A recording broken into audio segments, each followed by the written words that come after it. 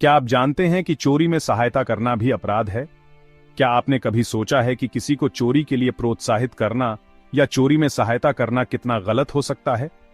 भगवान बुद्ध ने भिक्षुओं और समाज के लोगों को नैतिकता और सही आचरण की शिक्षा देने के लिए विशेष नियम बनाए थे। ये कहानी हमें सिखाती है कि हमें अनैतिक कार्यों से दूर रहना चाहिए और सत्य निष्ठा का पालन करना चाहिए। यदि कोई भिक्षु किसी वस्तु का पता लगाकर किसी अन्य को बताता है, यहाँ ऐसी वस्तु है, तुम इसे ले जा सकते हो, तो यह भिक्षु के लिए एक हल्का अपराध है। यदि वह व्यक्ति वास्तव में उस वस्तु को चुरा लेता है, तो दोनों भिक्षु और वह व्यक्ति सबसे बड़े अपराध के दोषी होते हैं। यदि कोई भिक्षु चोरी किए गए सामान को छिपाने में मदद करता है और वह सामान 5 मासक या उससे अधिक मूल्य का है, तो यदि वह चोरी के इरादे से उसे छूता है, तो यह एक हल्का अपराध है।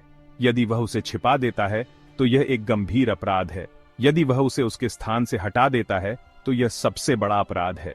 यदि कई लोग मिलकर चोरी की योजना बनाते हैं और उनमें से एक व्यक्ति सामान चुरा लेता है, तो सभी शामिल लोग सबसे बड़े अपराध के दोषी होते हैं। भगवान बुद्ध ने यह नियम क्यों बनाया?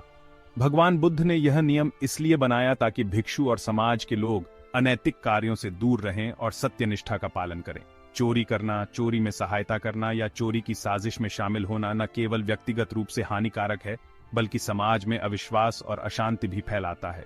इस नियम के माध्यम से उन्होंने सिखाया कि हमारे कर्मों का प्रभाव व्यापक होता है और हमें सदैव नैतिकता और ईमानदारी के मार्ग पर चलना चाहिए। यह नियम हमें सिखाता है कि हमें अपने विचारों और कर्मों में सत्यनिष्ठा और नैतिकता को अपनाना चाहिए।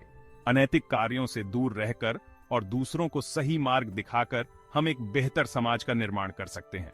हमारे कर्मों का असर न केवल हम पर बल्कि पूरे समाज पर पड़ता है, इसलिए हमें सोच समझकर और जिम्मेदारी से कार्य करना चाहिए। भगवान बुद्ध द्वारा भिक्षुओं के लिए बनाए गए इस नियम से आपको क्या सीखने को मिला? अपनी राय कमेंट में जरूर बताएं, और अगर आपके मन में कोई और सवाल है तो कमेंट में पूछें। वीडियो पसंद आया हो तो मेरी प्रेरणा का माध्यम बनने के लिए इसे लाइक, शेयर और सब्सक्राइब करना ना भूलें।